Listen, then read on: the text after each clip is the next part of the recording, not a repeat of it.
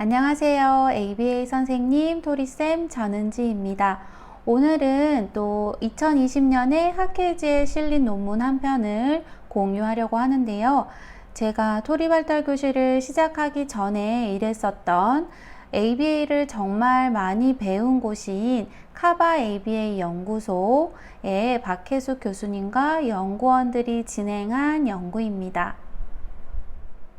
네, 이 논문의 제목은 고강도 텍트 교수가 언어 지연과 발달 장애를 보이는 학령 정기 아동의 네이밍 발달에 미치는 영향이고 행동 분석 지원 연구 2020년 5권 2호에 실린 논문입니다. 제목에 익숙치 않은 단어들이 나와서 좀 어렵게 느껴지실 수 있을 것 같아서 제가 조금 설명을 드려 볼게요. 일단 이 연구가 효과를 증명하고자 하는 핵심적인 프로그램은 바로 고강도 텍트 교수입니다. 그리고 이 고강도의 텍트 교수가 아이들의 네이밍 능력을 발달시킨다는 얘기예요. 그러면 네이밍 능력이 얼마나 중요한 능력이기에 박혜숙 교수님은 이것을 연구를 하셨을까요? 이 논문에서 네이밍 능력은 쉽게 말해서 성인이 직접적으로 가르치지 않은 언어 반응을 관찰 반응과 에코익을 통해서 우발적으로 습득하는 과정을 설명한다 라고 나와 있습니다. 여기 자동차라는 단어의 예시가 나와 있는데 아이가 길을 가다가 자동차를 봤어요. 이때 옆에서 엄마가 자동차라고 말을 하는 순간 아이가 그 자동차를 보면서 자동차라고 들은 것을 한 번 더 속으로 말하면서 그것을 스스로 듣습니다.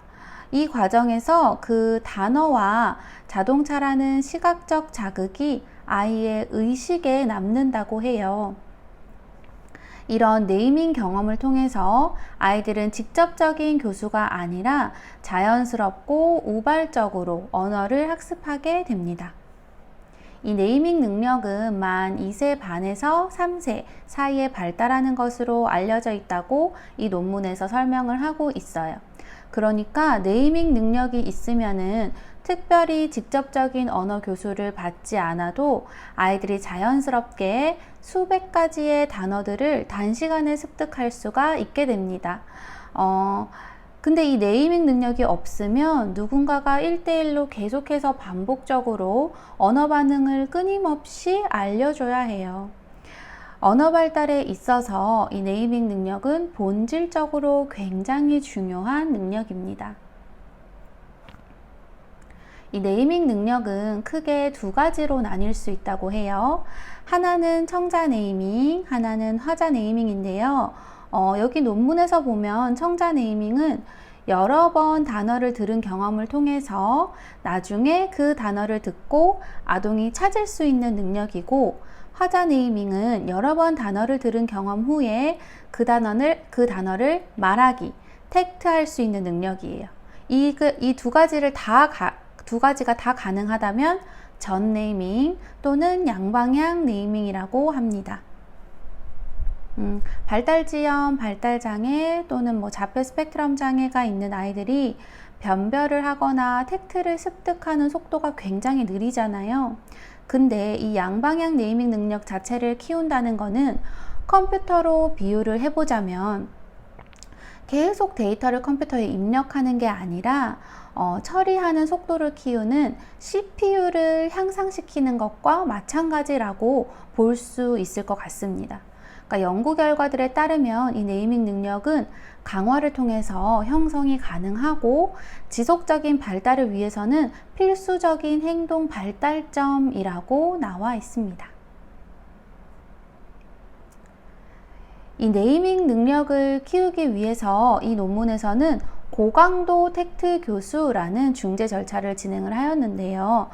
고강도 텍트 교수는 여기에서 보면 기존의 교수 시도에 첨가적으로 100시도의 텍트 교수를 제공할 수 있는 절차다라고 나와 있습니다.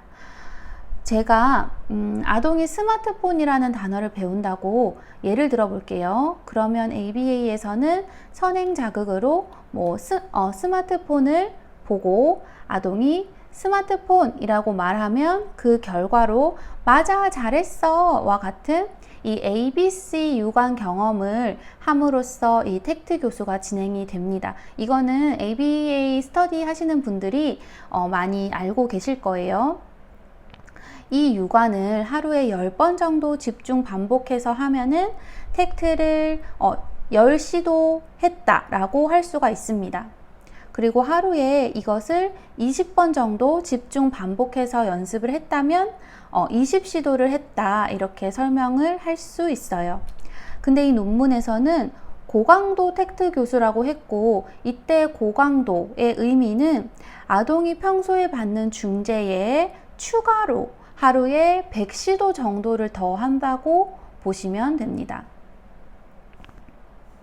그래서 이 논문에서는 고강도 텍트 교수가 발달장애 아동의 청자 네이밍, 화자 네이밍, 그리고 양방향 네이밍을 향상시키는가를 확인하는 것이 목적이었습니다.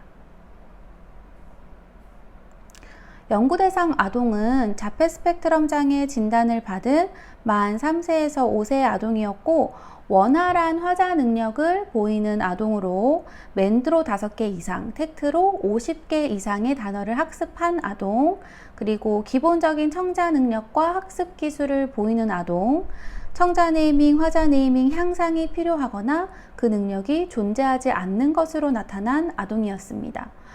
쉽게 말해서 직접적인 교수를 통한 학습은 단어의 습득은 가능하나 우연적인 학습, 어떤 자연스러운 상황에서의 언어 습득이 잘 되지 않는 아이들이라고 할 수 있을 것 같습니다.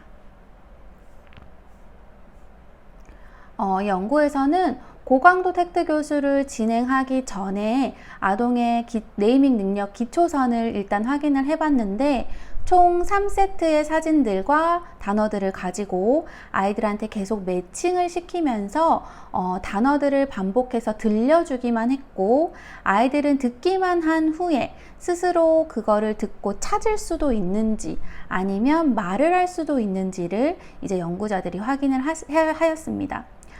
아이들이 양방향 네이밍 능력이 있는 아이들이 아니기 때문에 많이 듣기만 한다고 해서 그 단어를 변별하기도 하고 막 자발적으로 텍트 말하기도 하고 하는 것들이 잘 되지 않았을 거예요. 이따가 그래프에서도 확인을 하시겠지만, 이렇게 기초선 확인을 먼저 하고 나서 고강도 텍트 교수의 사용할 사진 5세트를 가지고 아이들에게 텍트 교수를 하였다고 합니다. 이 연구소에서는 총 80시도씩 매일 아이들이 이 5세트를 90% 이상의 정반응을 보일 때까지, 거의 다 스스로 자발적으로 이 단어들을 습득해서 말로 할 수 있을 때까지 수행했다고 해요. 그렇게 고강도의 텍트 교수를 진행하고 나서 다시 처음에 기초선에 사용했던 사진 세트들 가지고 네이밍이 형성이 되었는지 이 고강도 텍스트 교수 전이랑 후랑을 비교를 해보는 거죠. 그리고 또 새로운 사진들을 가지고 이 네이밍 능력이란 것이 형성이 일반화가 되는지 확인하였다고 합니다. 그러면 그 결과 그래프를 한번 같이 볼게요. 먼저 아동 A의 그래프를 보면은 1번이 네이밍 기초선 측정, 2번이 고강도 텍트 교수, 3번이 다시 네이밍 측정한 것, 그리고 4번이 네이밍 일반화를 측정한 것인데요. 2번에서는 고강도 텍트 교수니까 네이밍 능력이 향상되었는지 확인을 하려면 1번하고 3번하고를 확인하면 됩니다. 비교해 보시면 되는데, 보면 아동 A의 경우에 청자 네이밍, 화자 네이밍 모두 1번보다 3번이 다 증가한 걸 확인할 수가 있어요.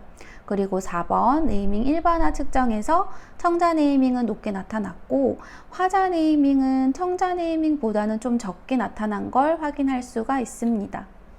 아동 B를 보면 1번하고 3번하고 차이가 굉장히 큰 거를 볼 수가 있고, 특히 화자 네이밍이 많이 향상이 된 거를 볼 수가 있어요. 아동 C의 경우에는 1번에서 화자 네이밍이 부재했어요. 청자 네이밍은 있지만 화자 네이밍은 거의 없었어요. 근데 3번에서는 화자 네이밍 능력이 형성됐고 일반화 네이밍 결과도 매우 좋은 걸 확인할 수가 있습니다. 아동 D랑 아동 E의 경우에도 마찬가지예요. 네, 이 결과들을 종합해보면 고강도 텍트 교수를 함으로써 청자 네이밍은 향상되고 부재했던 화자 네이밍까지 형성될 수 있다는 겁니다. 그리고 양방향 네이밍이 모두 가능해진다라는 결과를 확인할 수가 있어요. 그러면 이런 연구 결과를 우리 아이들한테도 한번 적용을 해보고 어떻게 하면 우리 아이의 네이밍 능력을 향상시킬 수 있을지 한번 생각해 보는 시간을 가져볼게요. 일단은 우리 아이가 듣고 변별할 수 있는 단어가 몇 개인지, 화자로서 자발적으로 명명할 수 있는 단어가 몇 개인지는 기본적으로는 파악을 하고 알고 계셔야 합니다. 그리고 아동이 에코익이라고 하죠. 따라 말하기도 가능하고 이 연구에 참여한 아이들처럼 한 50개 이상의 단어를 자발적으로 명명할 수 있는데 자연스러운 상황이나 학습 상황에서 여러 번 들은 단어들을 스스로 학습하고 자발적으로 말하거나 찾을 수 있는 능력, 이 네이밍 능력이 부재하다라고 보신다면 이 고강도 텍트 교수를 적용해 보실 수도 있을 것 같아요. 우리 아이가 하루에 텍트 교수를 받을 때 몇 시도 정도를 받는지 확인을 해 보시고 그 시도수가 그 시도수 자체가 너무 적은 건 아닌지, 뭐 네이밍 형성을 하기 위해서는 더 많은 시도를 연습하고 훈련을 해봐야 되는 건 아닌지 한번 체크해 보실 필요도 있을 것 같습니다. 다시 이 연구로 돌아가서 이 연구에 참여한 아이들은 이 고강도 텍트 교수를 받을 때 기존이 아동의 목표로 하는 그 실생활에서 사용되는 단어나 언어들을 습득하는 교수를 하면서 진행하면서 따로 이 5세트를 고강도 텍트 교수를 매일 80시도씩 연습을 한 거예요. 저 같은 경우에 ABA 수업을 할 때 텍트를 한 세트에 이 논문처럼 한다면 한 세트에 4개 단어 정도를 넣어서 16시도를 하면은 대략 8분 정도, 늦어도 10분 정도가 소요가 돼요. 제가 항상 생각하는 시간이 있거든요. 걸리는 시간이 있는데, 그래서 이렇게 고강도 텍트 교수를 한다라고 하면 5세트죠. 5세트를 80시도 정도를 시도를 하면 50분 정도가 소요될 것 같아요. 근데 아이들의 경우에 50분 내내 처음부터 끝까지 앉아서 집중을 할 수가 없기 때문에, 힘들기 때문에 중간중간에 쉬는 시간도 가져야 되고 놀이도 조금 할 수도 있겠죠. 그러면 1시간 이상이 무조건 소요되는 말 그대로 고강도의 언어 프로그램이라고 할 수가 있습니다. 이게 실제로 적용하기가 쉬운 프로그램은 아니지만 발달장애 아동에게 단어를 계속 축적하는 개념이 아니라 정말 새로운 언어적 능력을 형성하는데 굉장히 의미 있고 이게 효과적이라고 검증된 중재 프로그램이기 때문에 부모님과 선생님들이 이런 절차들에 대해서 정확하게 알고 계실 필요가 있다는 생각이 듭니다. 네, 그러면 오늘은 여기까지 논문 들여다보기 마치도록 하겠습니다. 들어주셔서 감사합니다.